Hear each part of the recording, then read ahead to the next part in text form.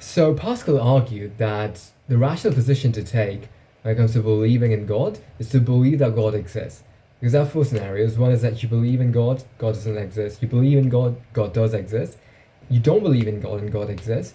And you don't believe in God and God does not exist. In all of those four scenarios, according to Pascal, you're better off believing in God, right? In the obvious scenario where God exists, you're on the right side of history by believing in God. And in the scenario where God does not exist, and you believed in God, you didn't believe in God, you will suffer a fate of eternal damnation. And in the counterfactual, where you don't believe in God and God does not exist, you didn't lose anything. That was his argument. Obviously, you lost a lot of time. There's life cost, opportunity cost, but he didn't take that into consideration, which is why I consider the Pascal's wager flawed. But if you were to use a similar model, what is a rational way to live life? What's a wager that we ought to take, right? When we could solve aging within the lifetimes of young people, the younger generation, but we're not very certain, right? It's a kind of a hunch, it's a kind of a guess. So, what should we do? We either solve it. My take is that we should live life just the way we would have lived in the counterfactual world where we don't expect aging to be solved. Right. So in that world, what you're gonna do is you're gonna design this life.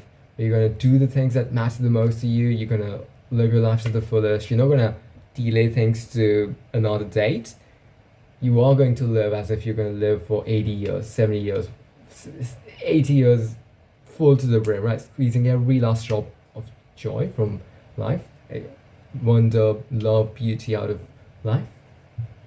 And if you believe, or even if you subconsciously believe, that you're going to solve aging soon, then you may not do, because life, to a large degree, the quality of your life hinges on you pushing the envelope, you doing the hard things, you putting yourself in states which might not be enjoyable in the short term, but that increase a longer term happiness, that increase a longer term satisfaction, right? There are lots of things that we do in our typical lives, in our 80-year lifespans, that fit that mold.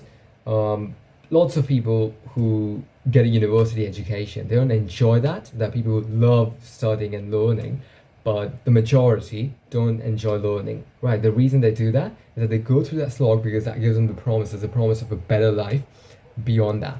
So people are able to think long term.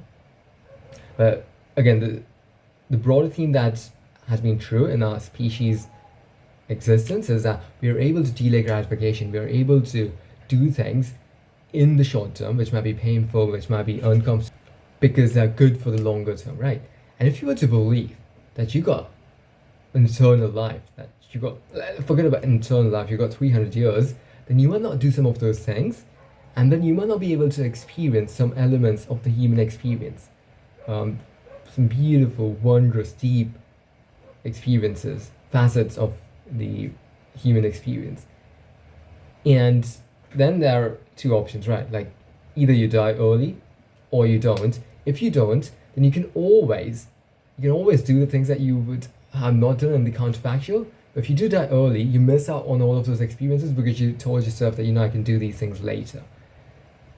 And so the wager to take, the rational position to take in this world we are fast closing in on, is to live as if you're going to die at the age of 70, 75, whatever you want to pick, 80.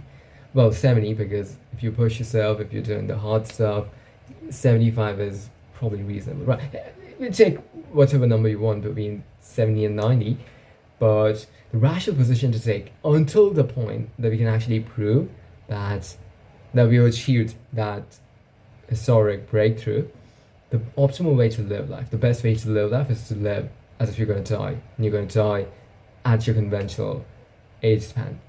So yeah, that's it for the time being. I'll catch you soon. Cheers.